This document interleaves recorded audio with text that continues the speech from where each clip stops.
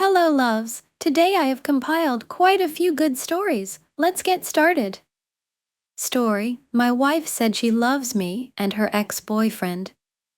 To give context, I am 30 years old and have been married for 2 years to my wife Jane, the love of my life. I am a pediatrician and earn a good salary, so my wife doesn't have to work. She and I have always been very close. We met through a mutual friend. It was quick, but even so, there was a very strong connection. I have always been somewhat shy and reserved, while she, on the other hand, is very sociable and likes to party. I have never had a problem with this since we have always had a very good relationship based on trust. A couple of months ago, I came home late at night after a long day at work. I was heading towards the bedroom when I saw Jane sitting on the bed, looking at her cell phone and laughing. I approached her, and she quickly turned off her phone, using the excuse that she was just talking to her sister. I believed her since I had a lot of trust in her. While we continued our conversation, she brought up the topic of Scott, her ex-boyfriend. I didn't have a problem with him since they had remained friends, and I liked him. She told me he was in town and that they were going to meet up the next day. I trusted her and didn't see it as something bad, so we left it at that. The next day, when I came back from work, also late, I entered my house and saw them sitting on the couch, chatting cheerfully. I couldn't help but feel a bit annoyed, but I tried to ignore it. I approached them and noticed how Scott got a bit nervous, and my wife reassured him. She told me she had invited him over to show him the house, and I didn't think much of it. We chatted, the three of us, and everything seemed normal, or so I thought. Things changed a week later. My wife told me that Scott would be staying for an entire month for work since he lived about 3 hours away from our city. While I was at my office, I received several messages from my younger sister, who is a 21-year-old girl close to my wife. She told me she had seen Jane and Scott at some kind of party together, kissing. She then sent me a photo taken from a distance where you could indeed see them kissing.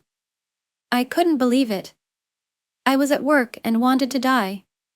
I never would have imagined that my wife, whom I love so much, was with that man. I felt devastated. After finishing my workday, I returned home as usual, feeling sad. I entered and saw my wife. She greeted me with a smile as she usually did. I sat down next to her and told her what I had found out. At first, she denied it, but then with a sad look, she admitted it. She confessed that she still had feelings for her ex-partner, but that she also loved me very much. She said her heart was torn between Scott and me. She didn't want to leave the life we had built, but at the same time wanted to be with Scott. I felt terribly bad. I don't have the words to describe how I felt when she told me that. The woman I thought I would grow old with and loved me as much as I loved her was also in love with her ex. After that, without any shame, she suggested opening our marriage. I love her with all my soul, and it hurt me a lot that she said that. After arguing for a few minutes, I told her I needed time to clear my thoughts. She, with a sad look, told me to take all the time I needed but that she would wait for me. She then took her things and left. I cried for several hours.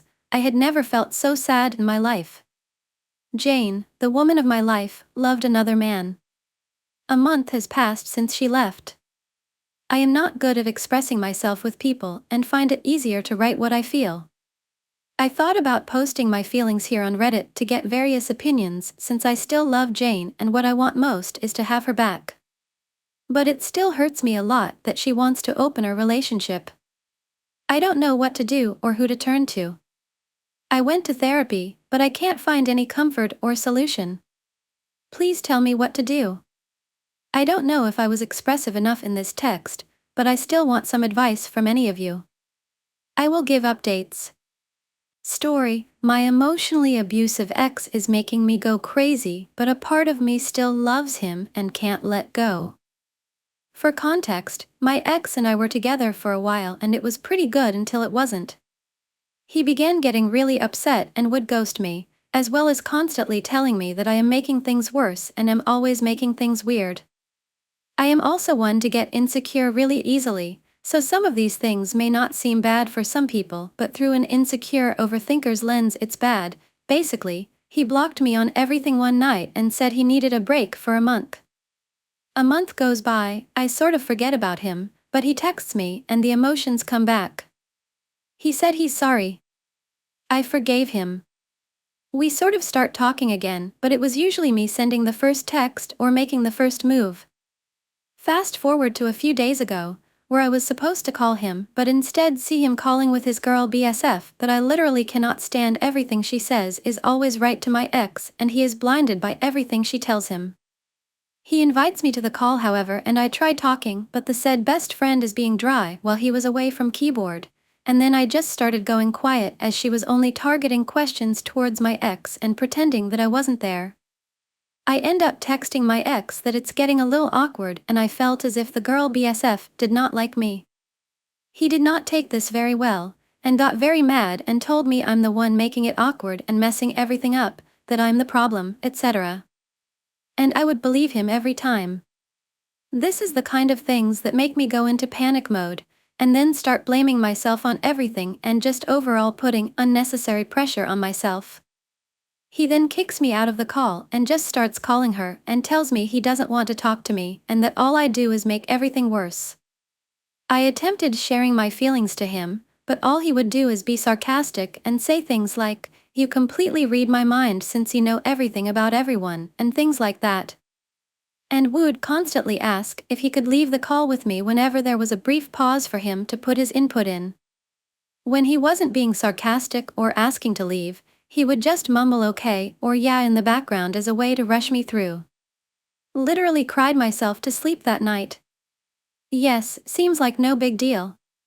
But I have an attachment and a love still going on with my ex, and all my brain does is remember all the good times I had with him and not the other.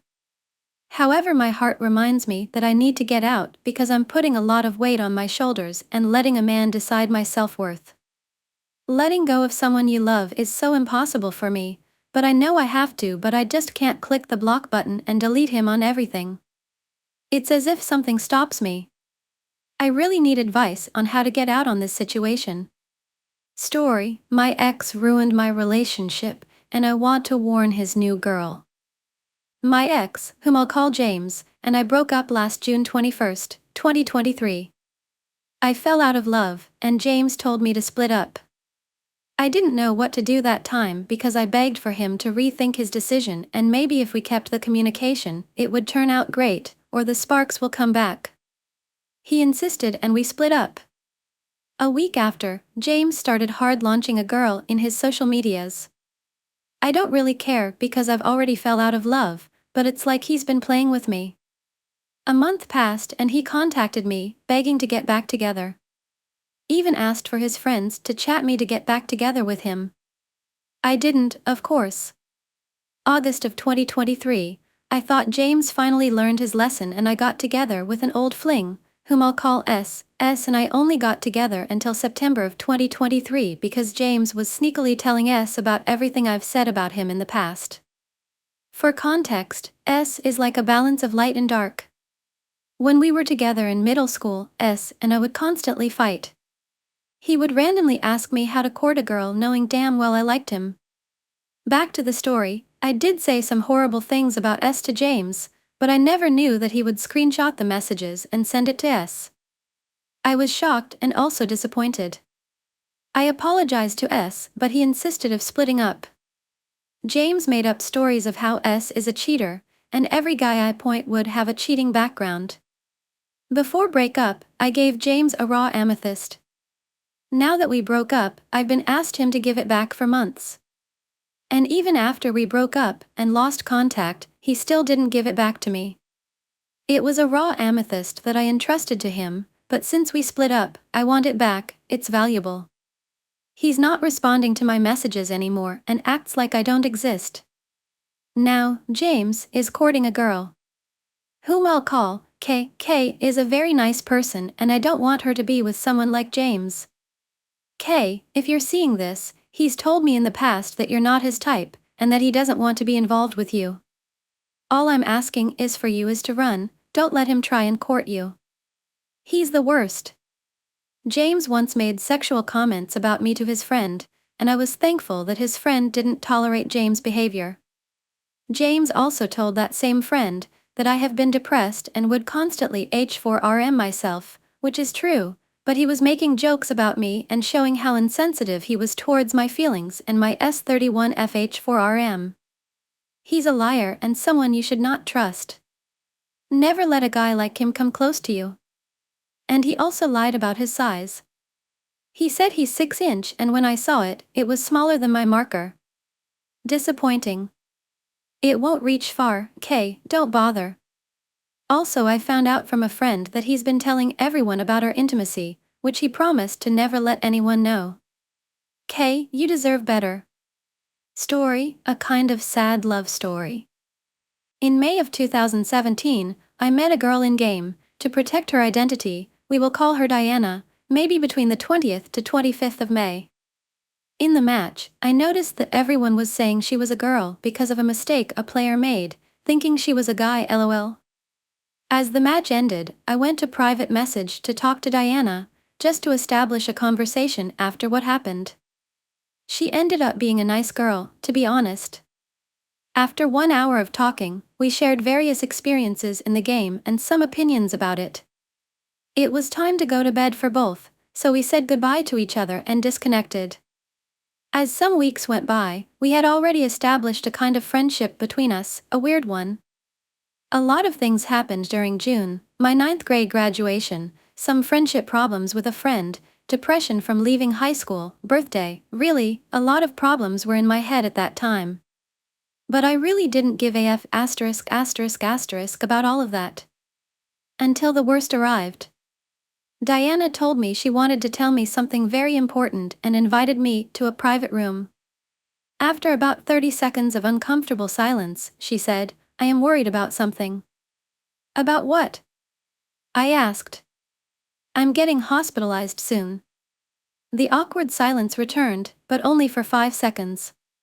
"When?" "Why?" "Tomorrow, maybe at night. I have heart problems, they are getting worse." "Are you going to be okay?" "I don't know." After she was going to leave, I didn't have much to say, but I dumbly said what I felt for her. "I already know what you're thinking." And just after that, I barely remember her message saying, "I love you too." Weird, isn't it? I'll continue the other part because I need some rest for now. I haven't slept in a while. Teletubby back, where was I? After a month and a half of knowing each other, we started to talk a lot more often. I always told her compliments to somehow distract her from her problems. Sometimes I skipped classes just to talk to her somewhere else in school. Maybe I was being manipulated by love, or the interesting fact that Diana was the first girlfriend I had in my 15 years of existence. On the 6th of August, I received a message from Diana saying that she was going to get operated on. I told her, "Everything will be okay, you are in good hands, nothing is going to hurt you." Then she thanked me, "I am relaxed now, thanks 3. I said a simple, "You're welcome," and her always common but lovely, "I love you." Hey, my doctor says it's time. Now that I'm relaxed, I'm not worried anymore. CYA:// that was the last thing that I heard from her that day. I couldn't sleep that night. I was very, very worried instead of thinking she was fine. The next day after school, I went directly to my house, because the project went straight to log into the game. She was online. Yes, she is fine. "Hi Diana, how was it? What happened?" "Hi, I'm fine, you were right. Although I have pain in my chest, but nothing else. I was really worried about you, I didn't sleep last night. I promise I'm fine, don't worry." We started talking for a while about each other. Story, choosing independence. In the bustling city of New York, lived a young woman named Lily. At 28, Lily had a thriving career as a journalist, a beautiful apartment in Brooklyn, and a vibrant social life. Despite her achievements, she often found herself at the center of conversations about her single status. Lily's choice to remain single was a conscious one, rooted in her desire for independence and personal growth. Her friends and family were supportive, but curious. One evening, during a dinner party at her friend Emma's place, the topic inevitably came up. "Lily, you're so amazing. Why are you still single?" Emma asked, genuinely curious. Lily smiled, taking a moment to gather her thoughts. "I think it's because I value my independence and the freedom to pursue my passions without compromise. It's not that I'm against relationships, I just haven't found one that fits my life right now." Her friends nodded, some understanding and others still curious. Lily continued, sharing her journey of self-discovery and the reasons behind her choice. 1. Personal growth and career focus. Lily had always been driven by her career. From a young age, she knew she wanted to be a journalist, telling stories that mattered. Her dedication paid off, landing her a prestigious role at a top magazine. Being single allowed her the flexibility to travel for stories, work late nights, and fully immerse herself in her passion without worrying about neglecting a partner. 2. Financial independence. Growing up, Lily had seen her parents struggle financially and knew the importance of financial independence. Being single gave her control over her finances, allowing her to save, invest, and spend as she saw fit.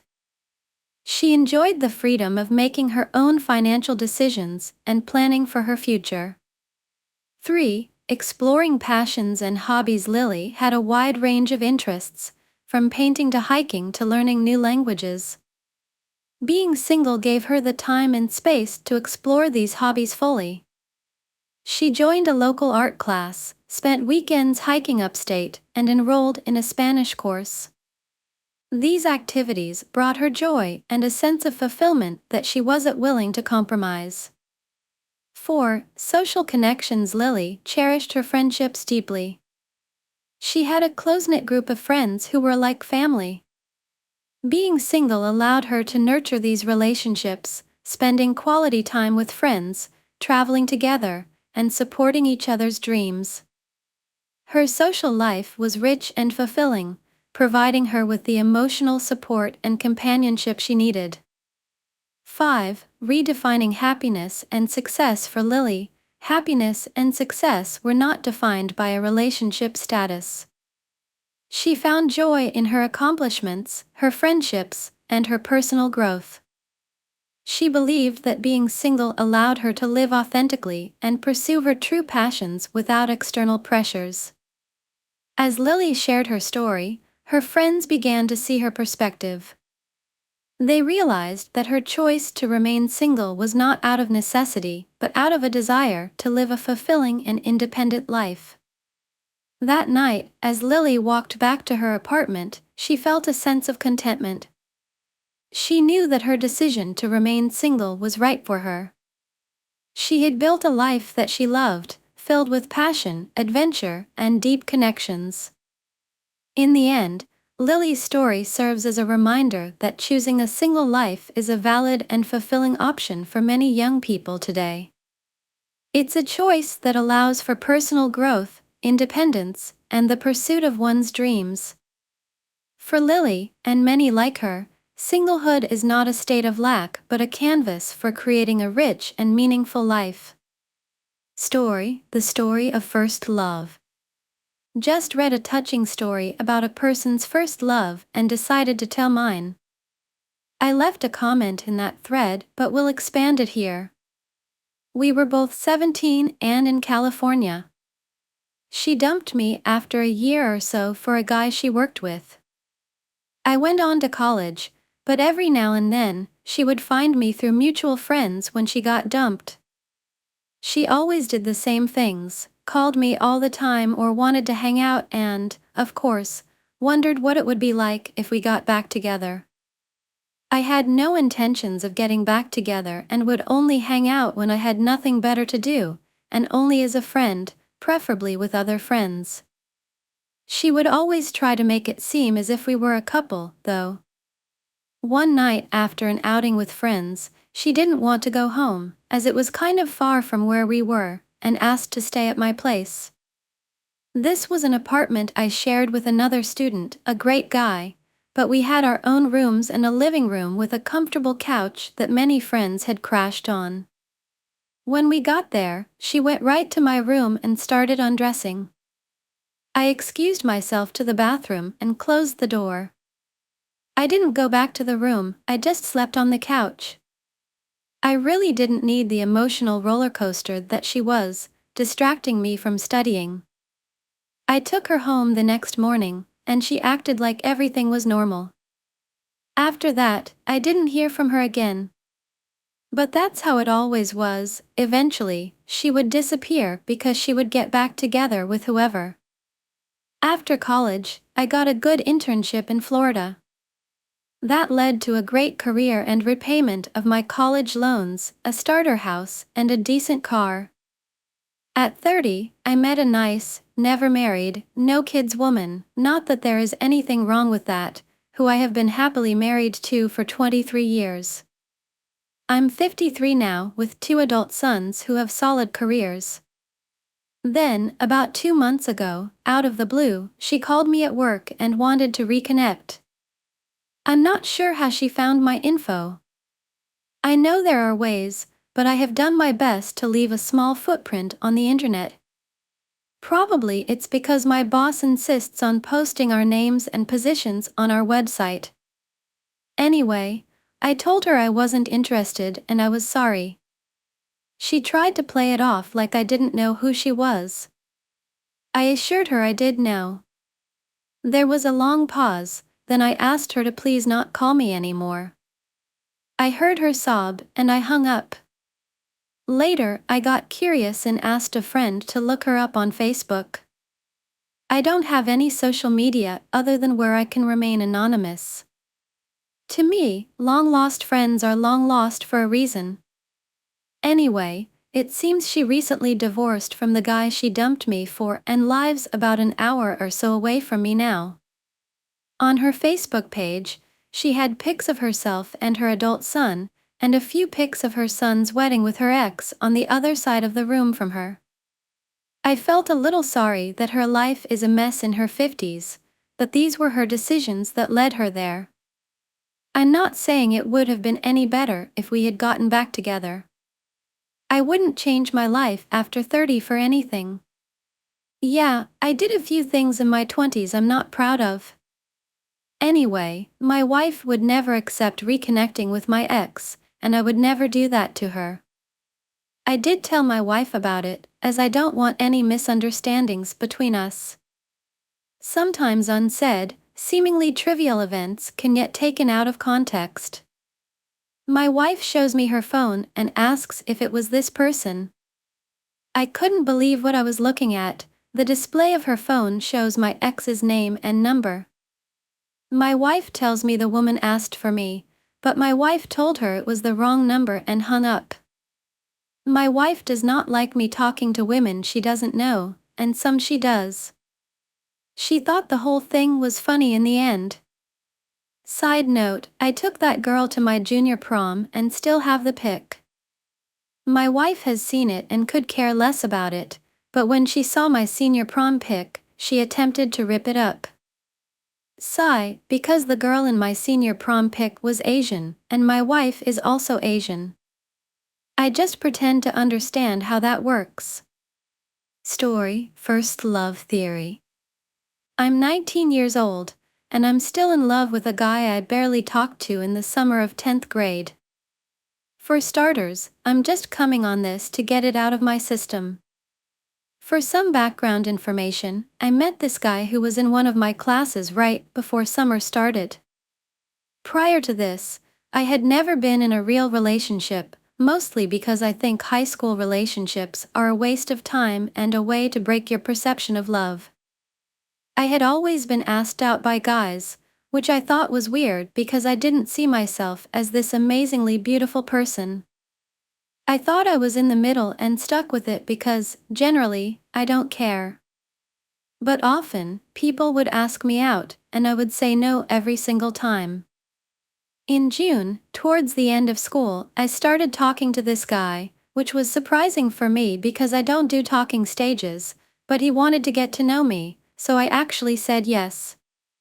We started talking, and I wasn't really sure if I even liked him, but many were surprised that we were talking because he was really well known or popular among specific people at school, and I kind of kept to myself. Our convos in text would be pretty unresponsive because I avoided talking to him, and the few times I did talk to him in person, I said all the wrong things. For example, once I said it's good that we have one class together, he said no, we have two, and I argued, but he was right, so basically, I didn't know much about the guy. But he was kind, understanding, and really liked me. As I talked to him more, I realized he was quite different from most of his awful friends. Flash forward to summer starting. He always wanted to see me, but I always made excuses because, for starters, I have avoidant attachment issues, and second, I was afraid. But he was quite understanding. Sooner or later, things got pretty dry, and we stopped talking. The last time we talked, I intended to make plans, but that was a lie because I was actually in the hospital for reasons he would not understand. Part of the reason why I stopped talking to him was because his life was perfect. He had a loving family and people who surrounded him with unconditional love and support, and I had the complete opposite. Although we were similar as people, we were that much different in our own lives, so I left. After a week, I thought I'd be okay, but I wasn't. I felt aching heart pain. I did not know what it was. I kept thinking that I've been through so much awful shit in my life, so why does this even matter? I found myself missing everything about him, so I texted him in August, but there was no response. So then I decided to remove him from my social media. I felt like an idiot because I would not feel this way if I hadn't talked to him and played it smart like I always do. Going forward, I went back to school and found out he was in a relationship. I hated seeing him every day. It hurt me so bad knowing he'd never like me the way I liked him. What's funny is that he wanted me first. My mind was always on him. I'd talk to my friends and pretend I was talking to him. When it got to the point where I would just try to avoid him, I still saw him. I went to the fair. I saw him there. I went to the movies. I saw him there. It was just not fair. It felt like I was being punished.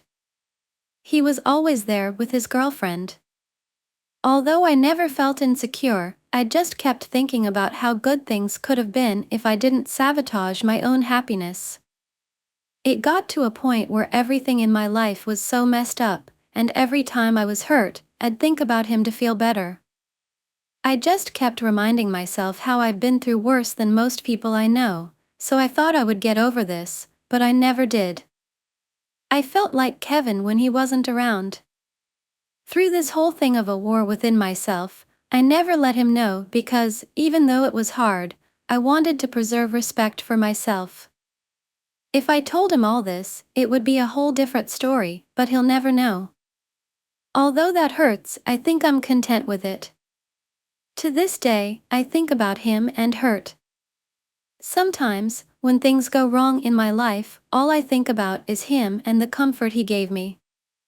I've always been the girl to be there for my friends and pick them up and give them motivation by telling them all the hardships in my life that also help them keep going, but I'd never had someone to make me feel like that until I met him. It's been so long, and I don't think my love ever died down or changed. Story, a beautiful love story, unexpected twist at the end. Jake and Mia met under a blossoming cherry tree, where laughter and smiles exchanged like petals in the wind. Their eyes spoke volumes, and their hearts danced to the same beat. Through shared stories and stolen glances, a connection as beautiful as the setting sun bloomed between them. As days turned into weeks, they explored the city, hand in hand. Each alleyway, every cafe, and every museum held a new adventure, as if the world was waiting for their love to fill it. The way their fingers intertwined, an unspoken promise of togetherness. One chilly autumn evening, raindrops gently kissed their faces as they strolled along the riverbank. Seeking shelter, they found solace in an old bookshop. Inside, they discovered a hidden world, the pages of books telling tales of love, adventure, and dreams. Mia gifted Jake a leather-bound journal, a canvas for his thoughts and a testament to their love. He filled it with verses, expressing the depths of his affection. Mia, in turn, painted vibrant canvases, capturing the colors of their shared emotions. Seasons changed, but their love remained constant, like the North Star guiding sailors through the night. The snow-covered streets became their playground, as they embraced the warmth of each other's company. In the spring, a surprise picnic by a field of wildflowers, with a handmade bouquet as the centerpiece, marked a milestone in their journey. Jake's eyes sparkled with emotion, and Mia's laughter echoed like the sweetest melody. With time, their love deepened, transcending words. It was in the way they cared for each other, the way they supported dreams and wiped away tears. A connection so profound that no obstacle could break it. In a quaint chapel, surrounded by family and friends, Jake and Mia exchanged vows, sealing their love with a kiss. It was a celebration of a love story written in the stars, a tale that touched the hearts of all who witnessed it. Jake finally asked Mia a question that had been on his mind for a long time. He asked, "By the way, what is Mia short for?" Mia replied, "Oh, it's short for Michael." And so, their love story, like a timeless melody, continued to unfold, a testament to the enduring power of love, written in the language of their hearts. Story: My emotionally abusive ex is making me go crazy, but a part of me still loves him and can't let go. For context, my ex and I were together for a while and it was pretty good until it wasn't. He began getting really upset and would ghost me, as well as constantly telling me that I am making things worse and am always making things weird. I am also one to get insecure really easily, so some of these things may not seem bad for some people, but through an insecure overthinker's lens it's bad. Basically, he blocked me on everything one night and said he needed a break for a month. A month goes by, I sort of forget about him, but he texts me and the emotions come back. He said he's sorry. I forgave him. We sort of start talking again, but it was usually me sending the first text or making the first move.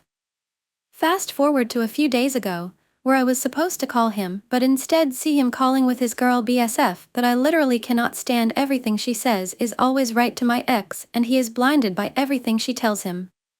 He invites me to the call however and I try talking but the said best friend is being dry while he was away from keyboard, and then I just started going quiet as she was only targeting questions towards my ex and pretending that I wasn't there.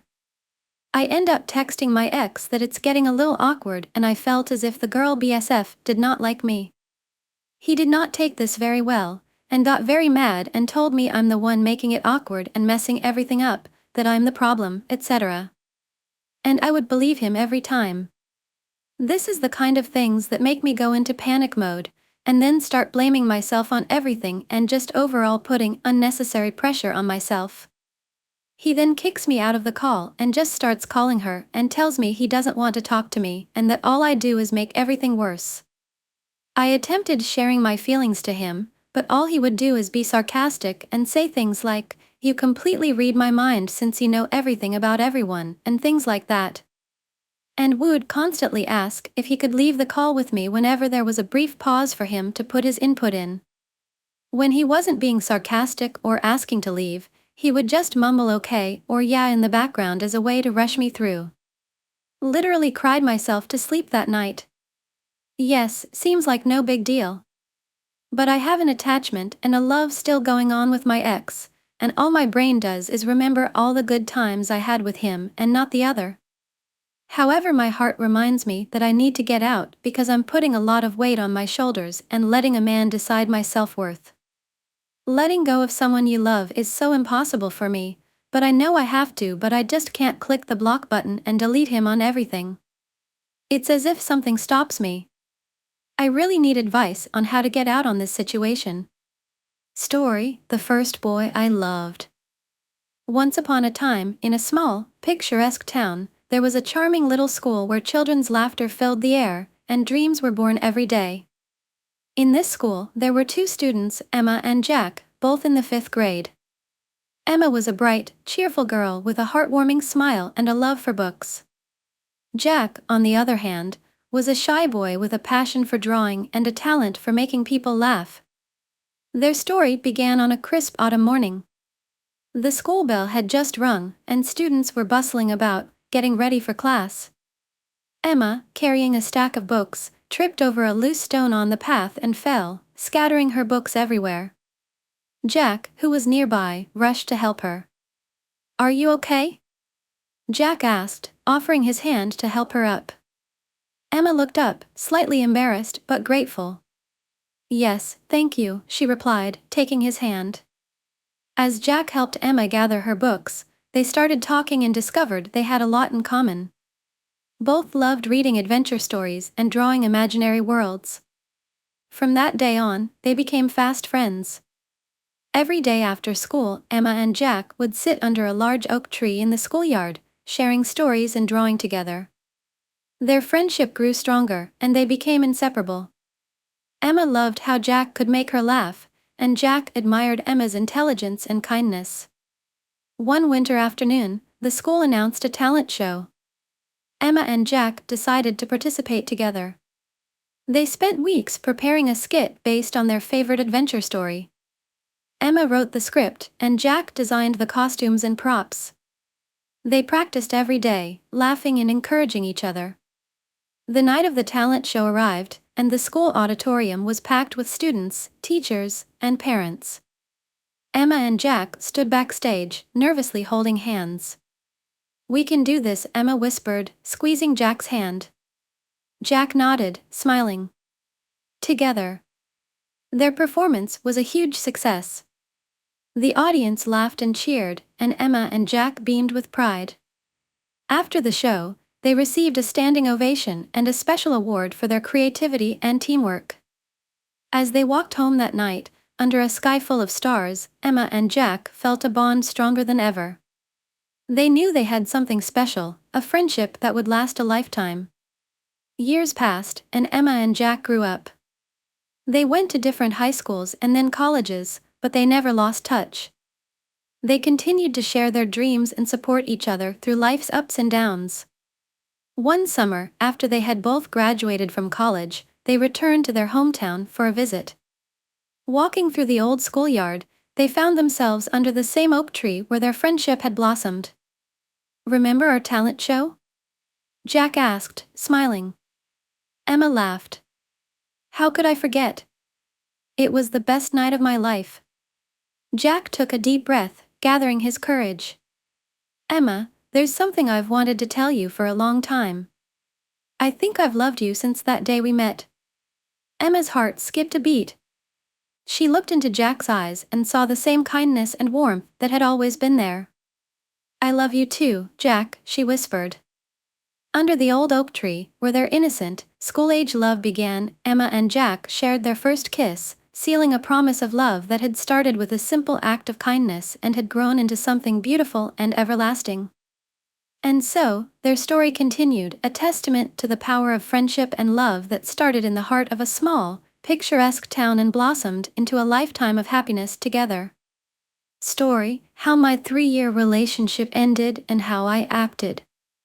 So my girlfriend, 42 years old, and I, 40 years old, met in 2020. We started as friends trying to improve our own lives. We met on social media through a company that sells life insurance and home/auto insurance. We really get along. We decided to meet and have a meeting at my house so I could begin the process of starting to work for the company. We had to watch a video and it was so boring.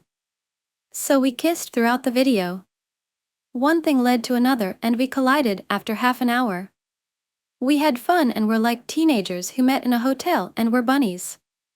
We went on a date and really had fun together. How wonderful. We talked a bit about moving in together, and she was about to go on a business trip, so I offered to watch her house and take care of her cats. To her surprise, she agreed. She was away for a week, so that was great. She scheduled a veterinary exam, and the vet said she was on vacation instead of working. I was angry because I would rather go with her if that were true. But that's not true. I called her, and she told me she wasn't on vacation. I felt bad, so I sent her flowers, and she loved them. She came home for the weekend and took me home. Over the next week, we went back and forth between our homes, and with her schedule, we got busier and busier, so we saw each other less but still talked and texted like crazy. One weekend she had to work the day I got home. She said I could stay the night, but I had to go home. We slept together that night and fell asleep in each other's arms. We woke up and I made breakfast for us both. She was working from home at the time, so we just did our own things. She worked and I cleaned.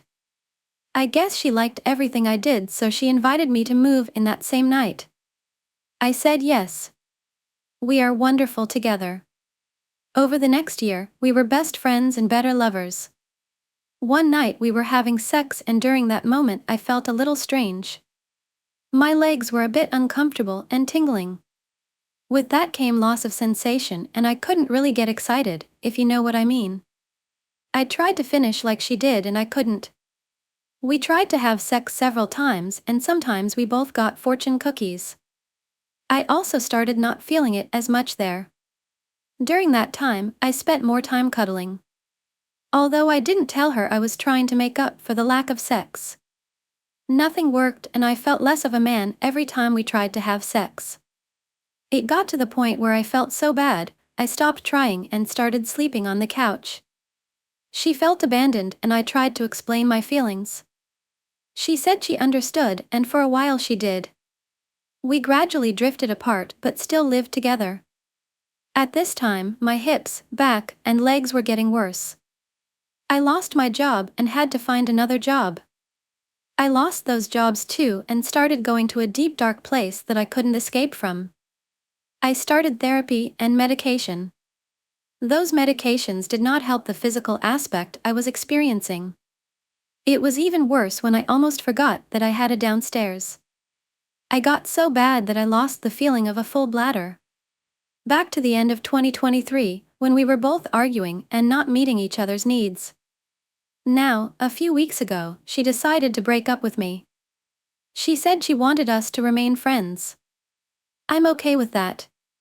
Not even 24 hours later, she had a boyfriend and was sleeping with him. I'm so hurt. I became really dark and deep. I'm angry, I'm still in love, I'm losing my life. I'm losing my house. I do not know what to do. I don't know where to go. I have never been without a home, and here I lost everything. She and I are like oil and water, cats and dogs, KRYPS and bloods. I found solace at the bottom of a bottle of Jameson. I have no one to talk to but her. She has her friends. My mind is broken and my heart is broken. I have never been so crazy. I actually started talking to myself and answered, no lying. Today, I'm at my dad's one-bedroom apartment. Sleeping on couches and living in boxes. I thank God that I have a roof over my head, but I had to leave my life behind.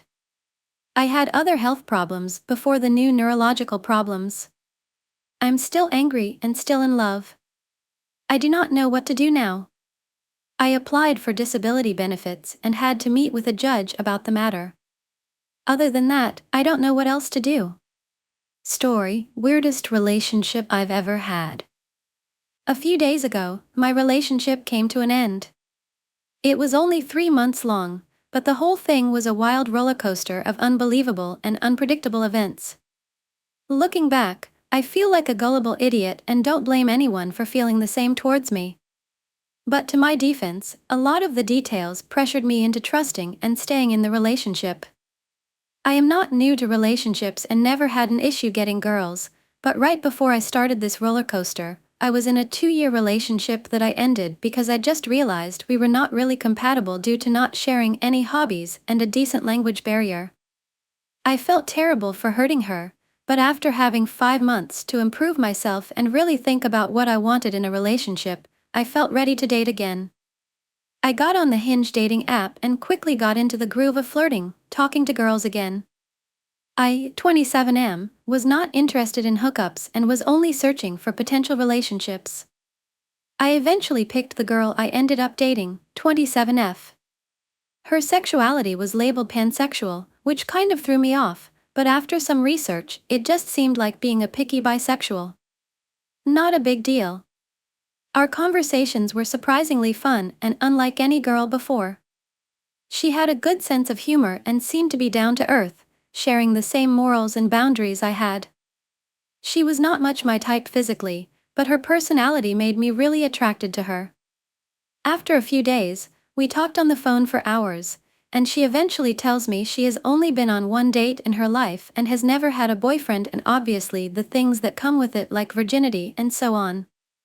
Understandably, I am quite skeptical and find it weird, but all I can do is keep an eye out for signs of lying.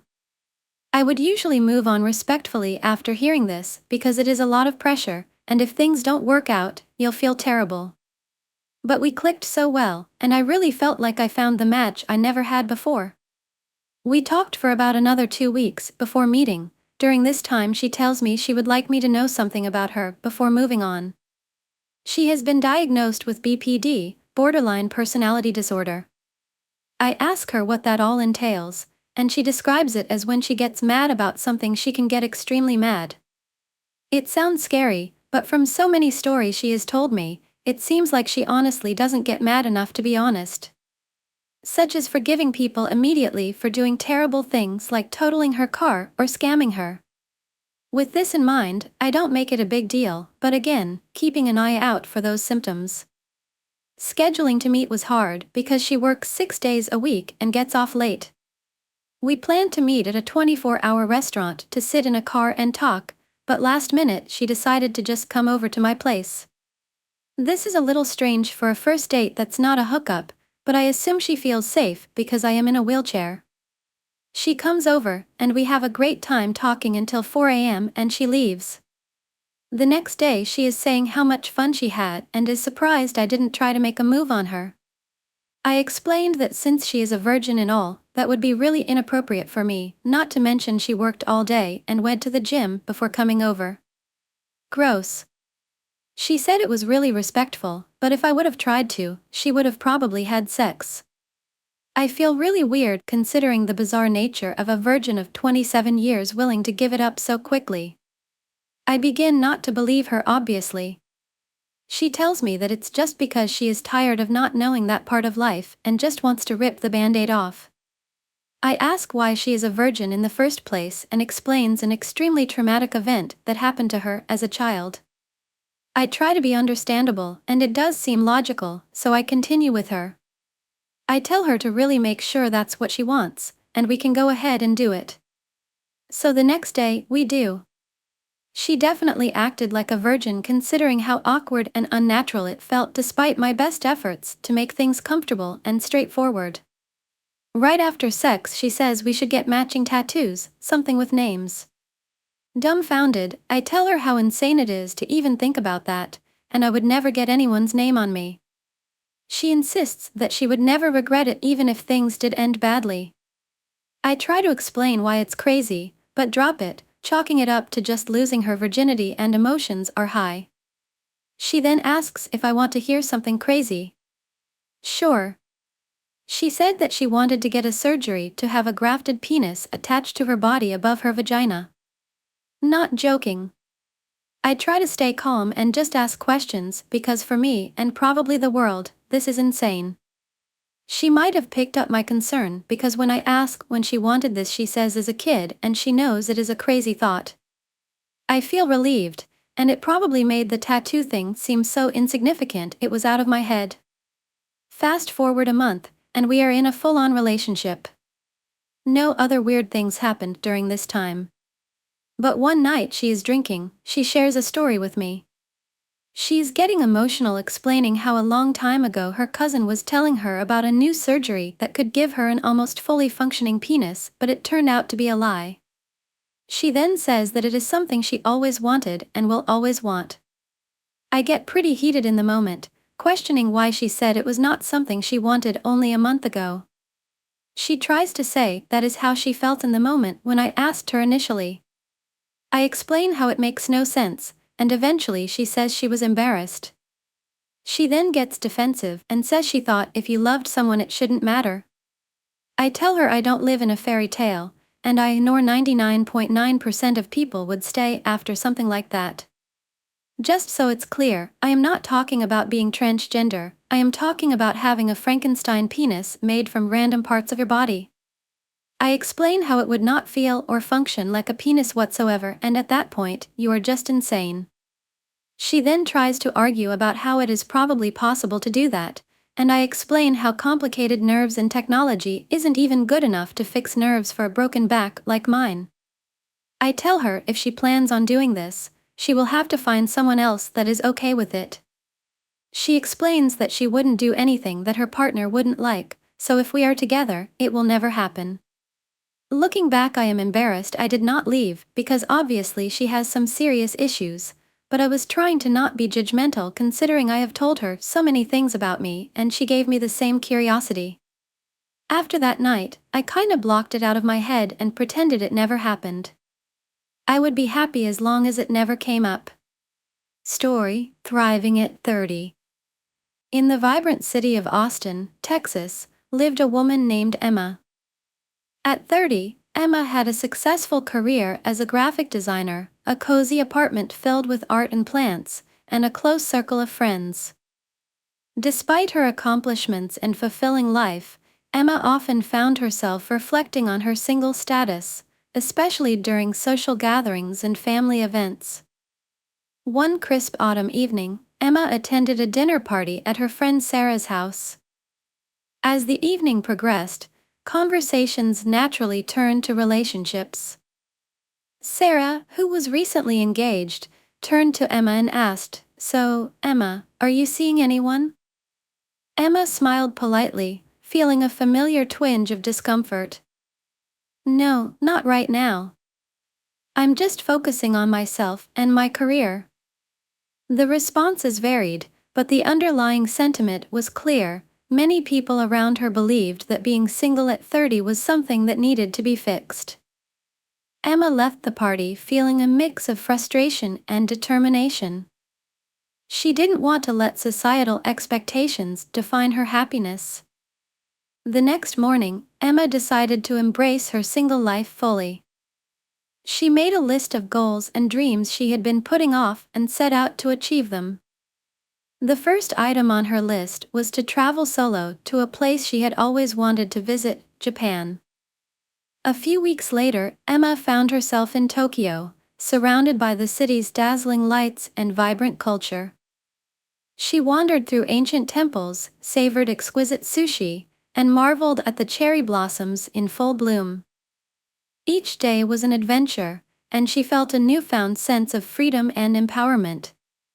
One evening, while exploring a tranquil garden, Emma struck up a conversation with a fellow traveler named Luca, who was also exploring Japan solo. They shared stories of their travels, dreams, and the paths that had led them to Japan. Luca admired Emma's courage and independence, and they quickly became friends. Back in Austin, Emma's life continued to flourish. She threw herself into her work with renewed passion, taking on challenging projects and earning recognition for her creativity. She also started painting again, a hobby she had neglected for years, and even showcased her work in a local art gallery. Emma also joined a community yoga class, where she found a supportive group of people who shared her interests. Through yoga, she discovered a sense of inner peace and balance that helped her navigate life's challenges. She realized that being single allowed her the freedom to explore her passions and grow as an individual. One day, while attending a local farmer's market, Emma ran into Luca, who had recently moved to Austin. They were thrilled to reconnect and spent the afternoon reminiscing about their time in Japan. Their friendship blossomed, and they started exploring the city together, from trying out new restaurants to hiking in the nearby hills. As months passed, Emma and Luca grew closer. They supported each other's dreams and celebrated their individual achievements. One evening, while watching the sunset from a hilltop, Luca turned to Emma and said, "You know, meeting you has been one of the best parts of my journey. I admire your strength and independence." Emma smiled, feeling a sense of contentment. "Thank you, Luca. I feel the same way. But what's important is that we both continue to grow and pursue our passions, whether we're together or apart." Their relationship, built on mutual respect and independence, was different from anything Emma had experienced before. She realized that being single at 30 had given her the time and space to understand herself better and build a life she loved. Years later, Emma looked back on her journey with pride. She had embraced her single life, traveled the world, and pursued her passions. She had learned that happiness wasn't tied to a relationship status, but to living authentically and fully. Emma's story serves as an inspiration to others who feel pressured by societal expectations. At 30, she had discovered that singlehood was not a limitation but an opportunity to thrive, grow, and create a fulfilling life on her own terms. Story: It's a love story. The following is the story of how me, 29M, and my wife, 30F, met and married. Like many other people, my freshman year of college was a roller coaster of emotions. Between adapting to a new life and schedule, trying to make new friends, and the unexpected death of my father, things were changing fast for me, and I was struggling to be my normal, extroverted, happy self. I became involved with a ministry in college, and this helped me find like-minded people who I could not only laugh with, but also have the ability to openly talk about my struggles. My wife was also involved in this same ministry. Over time we would have discussions, but nothing too in-depth or serious. We were friendly to each other, but never anything more than that. Flash forward 2 years and we begin to hang out more and more because of a reason I'll touch on later, and we became really great friends. This would not last long, sadly, as my wife was about to travel the world for the next 2 years doing ministry work in third world countries. When I say doing ministry work, I do not mean she was hanging at resorts 6 days a week and visiting an orphanage for an hour or so.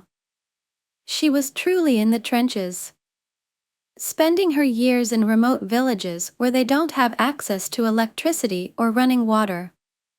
While she was on this trip, she didn't have the ability to talk often, but whenever given the chance, I would talk to her about her stories, and this is where I began to truly fall in love with her. There was only one small problem. See, the reason we began to hang out more and more prior to her leaving was because she began dating a close friend of mine. While she was away on this mission trip, my friend became getting extremely close with another girl. They would hang out regularly one-on-one, openly cuddle each other around others, but according to my friend, nothing more than that. I spoke with my friend about this relationship and how he was emotionally cheating, but he never listened or paid any attention. I felt it wasn't my place to tell my wife about this, because I believed my feelings that I was developing for my herb scared me from being unbiased.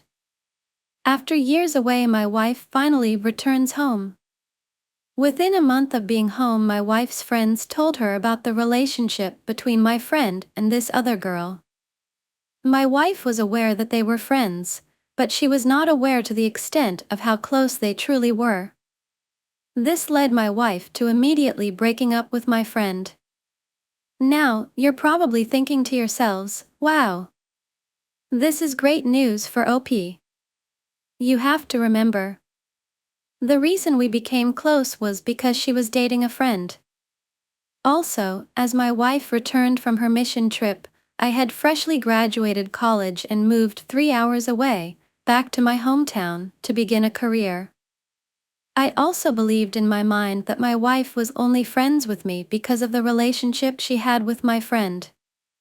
Nevertheless, occasionally I would travel to the college town and meet up with some college friends. When doing this, I would ask them how my wife was doing. They would always keep me updated, and eventually a mutual friend tells my wife that I have been asking how she was. This sparks our friendship as she begins texting me, but still, I lived 3 hours away, so I had no intention of beginning a relationship with her, but it was still nice to be friends again. My wife, being her caring self, began fostering a 2-month-old girl about a year after coming back from her mission trip. She did this while single and working a full-time job. Years pass and I am extremely displeased living in my hometown. See, my father was a small-town hero type of guy. Very well known and very loved. I worked hard to bring positive change in my community, but I felt every action I did I was always compared to my dad. People never meant to offend me by comparing me to my father, but I always felt like if I stayed there I was going to be living in his shadow. I wanted to forge my own legacy. One day I interviewed for a job in the town I went to college in. Somehow, I get hired. Over the summer I move back and immediately I am excited for a multitude of reasons. Soon after moving back, my wife and I begin spending a lot of time together. The 2-month-old girl is now 3 years old, and my wife and I do the silly thing and get married within 3 months of me moving. This became the greatest decision of my life. Since getting married, my wife and I have adopted the girl, made a few kids of our own, bought a house, and are truly living the fairy tale life. We've been married for several years and life couldn't be better. I tell this story because I want others to know you never know who the love of your life is. It could be a stranger, a friend, or a friend's girlfriend. This world is too short and crazy. If you made it this far, I hope you enjoyed the read. This is my first time ever really making a Reddit post. Bye and see you again in the next videos and stories.